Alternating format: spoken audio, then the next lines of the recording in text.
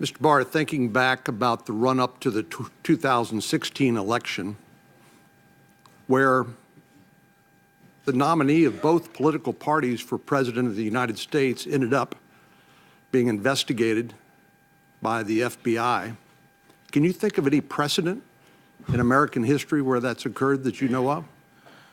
No, I can't, Senator. And thinking back to James Comey's press conference of July the 7th, 2016, where he took the step of talking about the evidence against Mrs. Clinton, talking about the legal standard that would apply as to whether she might or might not be indicted for committing a crime under the Espionage Act.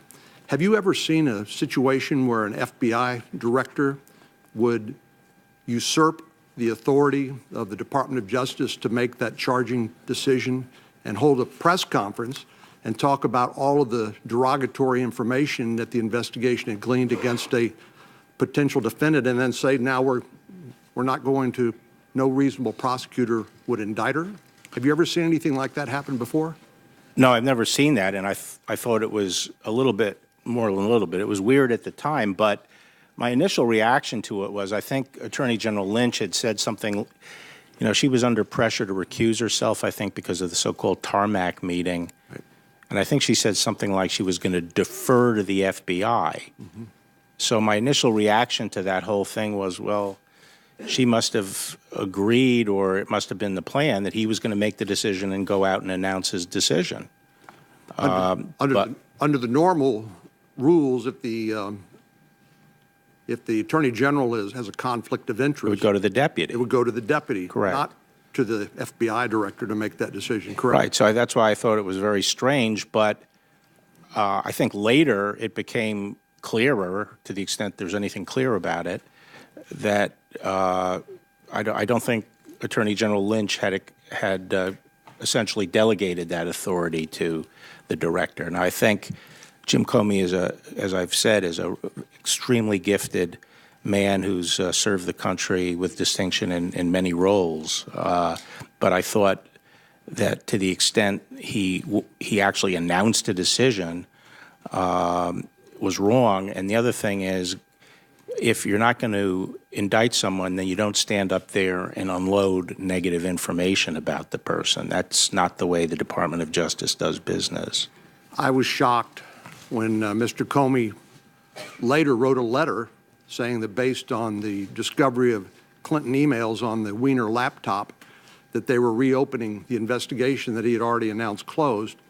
And then finally, just days before the general election, November the 6th, 2016, said, we didn't find anything on the laptop that would change my conclusions based on the press conference of July the 6th. Did you likewise find that to be an extraordinary, I will use the word bizarre, but certainly unprecedented event? Yeah, the whole sequence was very herky-jerky and bizarre. But at that time, I was a little of a contrarian in that I basically took the position that once he did what he did in July and said the thing was over, and then found out it wasn't over, he had no choice but to correct the record.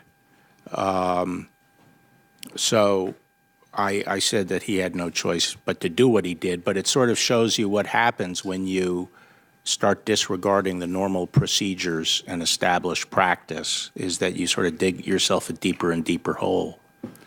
Why is it that the Department of Justice rules, which also apply to the FBI, make it clear that our chief law enforcement agencies in this country should not get tangled up in election politics?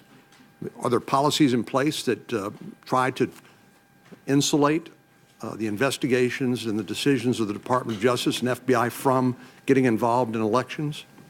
Yes, Senator, there are. And why is that? Well, obviously because the incumbent party has their hands on the among other reasons, they have their hands on the levers of the law enforcement apparatus of the country, and you don't want it used against the opposing political party. And that's what happened when the counterintelligence investigation of the Trump campaign began in late July and continued on through, well, presumably to Director Comey's firing and beyond. Well, I'm not in a position to, make a judgment about it because I don't know what the predicate was for it. I think I said, it's strange to have a counterintelligence investigation of a president, but I'm not, I just don't know what the predicate is, and if I'm confirmed, I assume I'll find out. Rod Rosenstein's memo recommending the termination of James Comey as FBI director was dated May the 9th, 2017. It's entitled Restoring Public Confidence in the FBI. I take it you've read the memo, and do you agree with its conclusion? I completely agree with Rod Rosenstein, and I thought the important point he made from my standpoint was not the particular usurpation that occurred, but it was, as I think he says, that Director Comey just didn't recognize that was a mistake, and so it was going to potentially be a continuing problem, that his appreciation of his role vis-a-vis the Attorney General. As I said, the title of the memo is Restoring Public Confidence in the FBI. Do you agree that restoration of public confidence in the FBI and Department of Justice as a apolitical or non-political law enforcement organization is important?